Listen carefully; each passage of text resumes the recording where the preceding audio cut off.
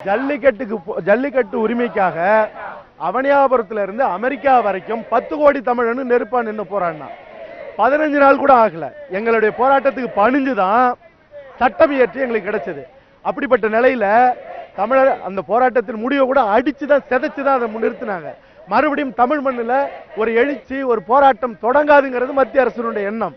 ஆனா ஒருபோதும் எங்களை நீங்க அடக்க நினைச்சீங்கன்னா மறுபடியும் நெருப்பா எரிமலையா எழுந்து நின்று தமிழன் போராடுவாங்கிற போராட்டம் தான் இது.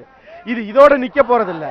இது இன்னும் மறுபடியும், அதாவது வாடிவாசலுக்காக போராடின இந்த கூட்டம் நெடுவாசலுக்காக உலகம் முழுக்க இருக்கிற தமிழர்கள் எந்திரிச்சு போராடக்கூடிய நேரம் நெருங்கிக்கிட்டு இருக்கு.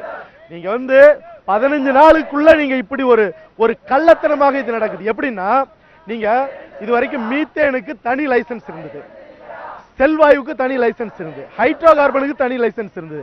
15 நாளைக்கு முன்னாடி மத்திய அரசு மோடி அரசு அத்தனை லைசன்ஸும் ஒன்னாக்கி மாநில அரசும் ஏமாத்தி அச்சுறுத்தி இன்னைக்கு இந்த குழாயில இருந்து அவங்க மீத்தேனும் எடுக்கலாம், செல்வாயும் எடுக்கலாம், ஹைட்ரோ கார்பனும் எடுக்கலாம், இன்னும் என்னென்ன எடுக்க முடியுமோ அத்தனையும் எடுக்க முடியும். இது 15 நாளைக்குள்ள நடந்த சூழ்ச்சி.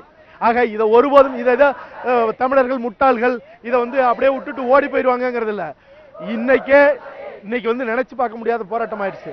நான் சொல்றேன், ஒவ்வொரு முறையும் நான் அவனியாபுரத்தில் போராடும் போது நான் சொன்ன வார்த்தை, தமிழ்நாடு முழுக்க இருக்கிற மாணவர்கள் எந்திரிச்சு நின்று போராடுறதுக்குள்ள மறுபடியும் உலக அரங்களை இந்தியா தலைகுனியறதுக்குள்ள இந்தியா தீர்வை கொடுக்கணும், மத்திய அரசு தீர்வை கொடுக்கணும். ஏங்க நாங்க காவிரி மேலாண்மை வாரியம் கேட்கிறோம், எய்ம்ஸ் கேட்கிறோம், நீங்க எங்களுக்கு 7 பேர் விடுதலையை கேட்கிறோம், ஈழத்தமிழர்களுக்கு விடுதலை கேட்கிறோம். இதெல்லாம் கொடுக்காத நீங்க எங்களை கொல்றதுக்கான திட்டங்களை அணுகுலையை கூட்டுறது, ஹைட்ரோ கார்பன் எடுக்கிறது ஒருபோதும் நாங்க விட்டு கொடுக்க போறதில்லை. மறுபடியும் ஒட்டுமொத்த தமிழனும் எழுந்து நின்று போராடுறதுக்குள்ள, இந்த தேசம் ஒரு கேள்விக்குறியாக்குறதுக்குள்ள நீங்க எங்களுக்கான தீர்வை கொடுக்கணும். அப்படி கொடுக்கலன்னா ஏற்கனவே ஜல்லிக்கட்டுக்காக நடந்த போராட்டத்தை விட உக்கிரமான போராட்டம் வெடிக்கும். இதே நேரத்தில் ஒரு கேள்வி முன்வைக்கிறேன். நேற்று என்ன சொல்லியிருக்காங்கன்னா, பாதகம் விளைவிக்கிற மாதிரி செய்ய மாட்டோம், இதுல ஒரு பிரச்சனையும் இல்லை, இதால எந்த பாதிப்பும் இல்லைன்னு சொல்லிட்டு மத்திய அரசு சொல்லியிருக்காங்க. இது ஒரு ஏமாத்து வேலை. ஏன் இதை பிரதமர் பேசல? ஏன் இந்த துறை அமைச்சகம் பேசுது? பெட்ரோல் துறை அமைச்சர் தானே சொல்லியிருக்காரு. அமைச்சகம்னா நீங்க சொல்லுங்க, ரத்துன்னு சொல்லுங்க. நீங்க எப்படி நீங்க அது பிரச்சனை இல்லைன்னு சொல்றீங்க? எங்கள்கிட்ட இந்த செய்தியை சொன்னது யாரு தெரியுமா? இந்த துறையில வேலை செய்யற ஒரு பொறியாளர், ஒரு தலைமை நிலையில் இருக்கிற ஒரு தமிழன் பொறியாளர் சொன்னது. உலகம் முழுக்க இது தடை செய்யப்பட்டிருக்கு. அப்படி இருக்கிறப்ப நீங்க பலவிதமான ரசாயன பொருட்களை, வெடிகுண்டை விட மோசமான பொருட்களை உள்ள செலுத்தி நீங்க அந்த அடுக்க உடைச்சி செதைச்சி அதன் பிறகு அதுல பலவிதமான வேற சில வேதி பொருட்களை உள்ள கொண்டுட்டு போய் அப்படித்தான் இதை எடுக்கிறாங்க.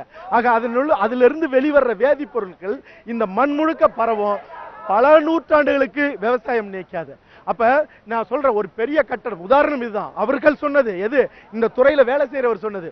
ஒரு பெரிய கட்டடத்துல நீங்க லட்சக்கணக்கான கோடிக்கணக்கான செங்கல்கள் இருக்கும், அதுல இருந்து ஒரு அடுக்க மட்டும் எடுத்தா எப்படி? ஒரு அடுக்க மட்டும் எடுத்தா, ஒரு பில்டிங்ல ஒரு அடுக்க மட்டும் எடுத்தா எப்படி இந்த பில்டிங் சதியுமோ அது போலதான் இந்த மண் சதியும்.